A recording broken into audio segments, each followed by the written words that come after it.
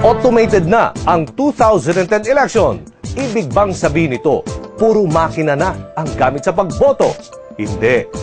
Mano-mano pa rin ang pagboto.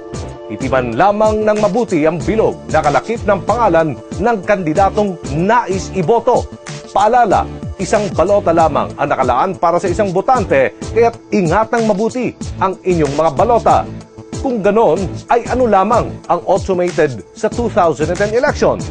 Kung dati ay hinuhulog pa ang balota sa ballot box o pang mano-manong bilangin, ngayon, ang botante mismo ang maglalagay ng kanyang balota sa PCOS o Precinct Count Optical Scan upang otomatikong bilangin agad ang inyong boto. Buli, automated ang pagbilang ng inyong boto.